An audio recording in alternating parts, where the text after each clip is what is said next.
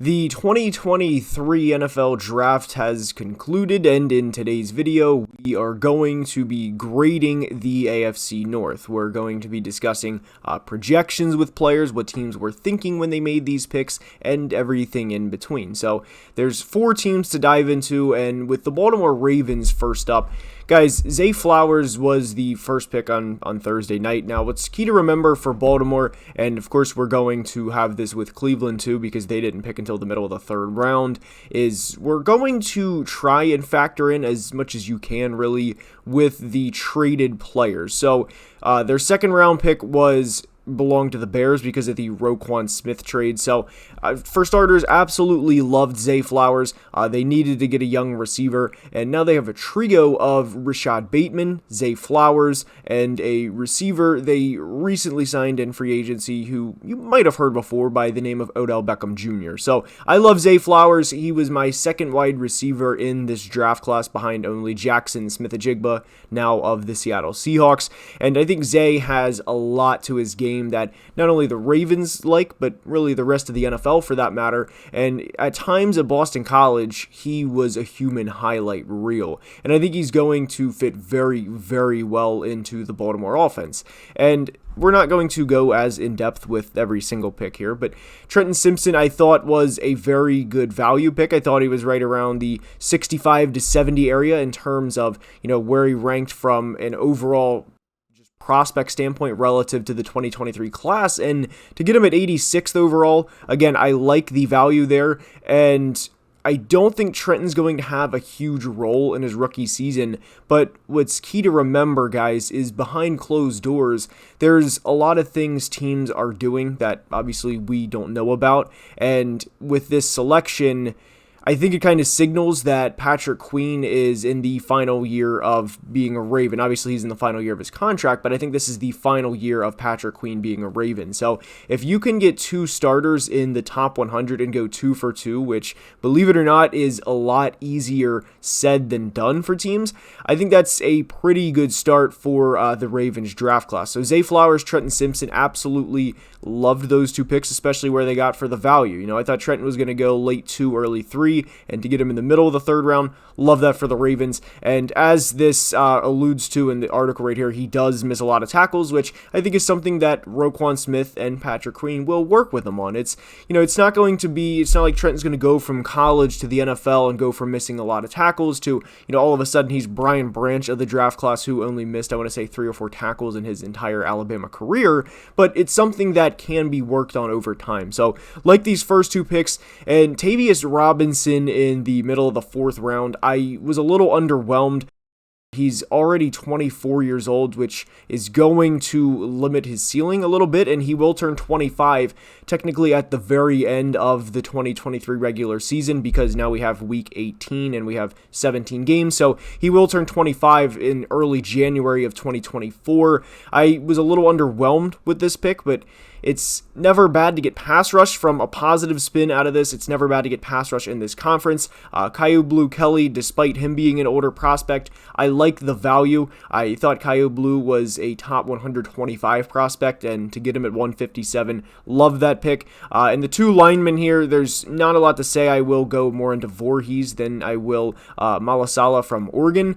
But what I will say about Voorhees is I have no problem with the Ravens taking a gamble on a prospect that would have been, realistically speaking out loud, he probably would have been picked 100 spots earlier. So I like the Voorhees selection late in round 7, and any time a team takes a gamble on a player this late in the draft, I'm going to be honest, I love that because if it works out, great, and if it doesn't, we're talking about a 7th round pick that realistically, guys, unless it's just an absolute home run that nobody can just forget because he was that good, you're not going to remember your team's 7th round picks from even last year at this time. So love the potential there for Andrew Voorhees, who unfortunately tore his ACL in the draft process. Now, next up, we are going to discuss the Cleveland Browns, and their 1st round pick is obviously tied up with Deshaun Watson, and it will be tied up with Deshaun Watson for next year as well. So they will not have a 1st round pick until 2025.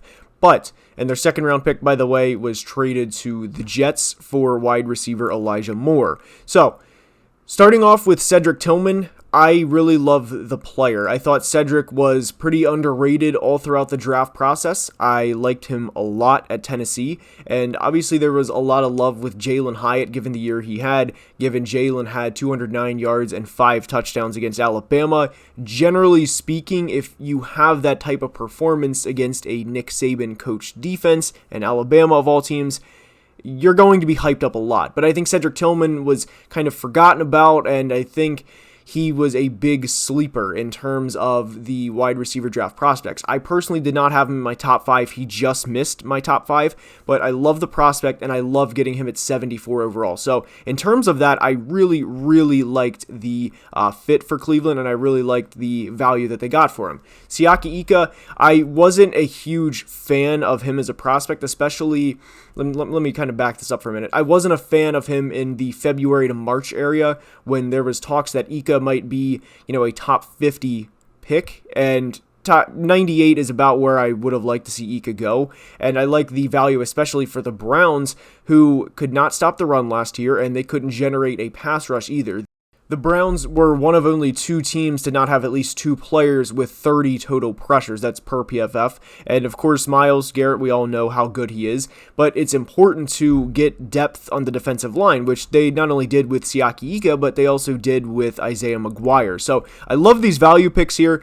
And DeJuan Jones, I also like the value there. Now, DeJuan had a pretty bad draft process, and what worries me about DeJuan is obviously the weight, and for him to have a good day, good first day down at the Senior Bowl, and to proceed to not weigh in at his pro day, that kind of signified to me then that he was going to slide quite a bit, because the one thing that teams are rightfully so, by the way, going to be concerned with is how big he is. He's a 370-pound prospect, and once you get in that 380 range, that's not good, and you're not going to be able to consistently play out there and have those light feet that DeJuan surprisingly had for how big he was. So I like the Browns class, all things considered, and I really liked what they did, considering the lack of elite draft capital they had. So one more prospect that we'll actually discuss DTR as well. DTR is a developmental quarterback, and full disclosure, DTR is probably not going to play, probably ever, or at least for the Browns, that is, because you didn't give Deshaun Watson $250 million to bench him and to restructure his contract to now have him make $60+ million per year to ride the pine in favor of a 5th-round rookie. But I like the developmental pick in Dorian Thompson-Robinson, and what I will say about that specifically is there's a belief, and rightfully so, and I kind of back this belief, that you're only as good as your backup quarterback. And Dorian Thompson-Robinson, to come in and be a developmental guy, I like that selection for them. And in the 5th round at 140 overall, I thought it was good value for the Browns. However, one of my favorite picks they had out of these 7 that they had was Luke Whippler. I thought Whippler was going to be a top 100 pick, and to keep him in the state, keep him in Ohio, I love this pick. 190 I thought was, maybe aside from Tillman, the best value they had all throughout the draft. And I really think Cleveland, again, for the lack of capital they had, I thought they had a pretty good draft. Next up is the Cincinnati Bengals. And guys, I have no problem with them only taking, just 2 receivers and a running back whenever they had to. Well, not really had to, because they were still in the AFC Championship game, but their top 3 picks along the defense was something I can 100% get behind, especially in this conference. Myles Murphy, pick 28, love it. Great value in getting Murphy in the spot. If they want to win a Super Bowl, they have to beat the great quarterbacks. That means pressure. That's what I've been reiterating for not just the Bengals, but for a lot of teams in the AFC, guys, because the conference right now, it is utterly insane. And the Bengals have, at minimum, been to the AFC Championship game in the past 2 years. Obviously, they want to win that Super Bowl and get Joe Burrow and, the city of Cincinnati and ultimately the people that enjoy Skyline Chili a Super Bowl. And how do you do that? You have to get after the quarterback. And if you don't get after the quarterback, then you have to have a good secondary. And what did we do in the 2nd round?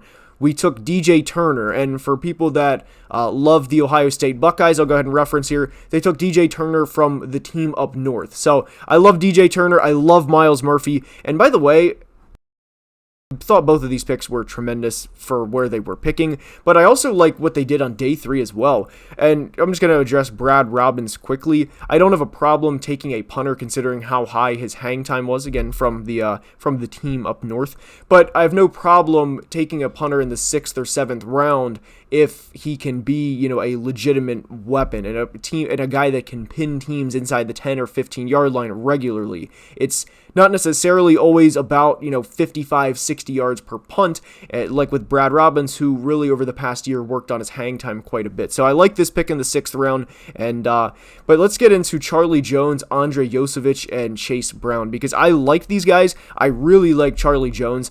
A nifty route salesman, that's pretty funny. If you know Charlie Jones, that's a very funny description. I'm sure he would also get, lunch pail guy, hardest working guy in the room, really, gym rat, all those. You guys know where I'm going with that one. But I do like Charlie Jones in this offense, and it's hard not to like Andre Yosevich either, guys. You pair these guys along with Jamar Chase, T. Higgins, and Tyler Boyd, and granted, the reality of these guys getting 40 catches this year is very low just because of how low they would be on the totem pole in this offense. But if Jamar gets injured or if T gets injured, they have guys that can step up. And obviously they're not going to play the same role that each of those guys are going to play, but you get where I'm coming from, where they have wide receiver depth, and I absolutely love these picks. Now, Chase Brown, like this pick as well for them at 163. Thought he was a top 150 player, and of course with the Joe Mixon situation and him declining a little bit towards the end of last season, I like the value that they had there as well. So for the Bengals, I thought they had a pretty good draft. Obviously they're not going to get, top 10 or 15 players in multiple rounds because of where they're picking. That kind of happens after you win a lot, which credit to them, they did in really over the past 2 years. So I like what the Bengals did, and Myles Murphy and DJ Turner, again from the team up north, like what they did, and I really like their draft class. Now for another team in the division, another draft class I like. Guys, I did the biggest winners of the 2023 draft, and we did not include the Steelers because we're going to discuss them quite a bit on the channel, especially as we get into the month of May. Guys, I was adamant about, with them having pick 49 and originally having pick 17, that, I have no problem with them going up from 17, trading pick 17 and 49 to go up to the 7 or 8 area to go get Paris Johnson. Unfortunately, the Cardinals took Paris Johnson at pick 6, but they got Broderick Jones, the 4th tackle taken in the draft, maybe 3rd, depending where you have Peter Skoronski. But they drafted him right in front of the Jets, which was critical because then the Jets kind of panicked and took Will McDonald. So they traded just a 4th-round pick 120, along with 17 to go up and get Broderick Jones, their left tackle with a future, which is something they desperately had to do in order to protect franchise quarterback, or hopeful franchise quarterback, Kenny Pickett. And in the 2nd round, I don't think there's going to be a Steelers fan that is upset with Joey Porter Jr. He was a consensus top 20 player really throughout the last couple months, and to get him at 32, not having to trade, when you can essentially swap Chase Claypool for Joey Porter Jr., I don't know if there's a GM that wouldn't make that trade, so absolutely love that. Keanu Benton, absolutely love that as well. He fits the Steelers' prototype, no-nonsense masher on the inside who plays with outstanding burst and powerful active hands. Guys, this is a Steelers pick by every definition.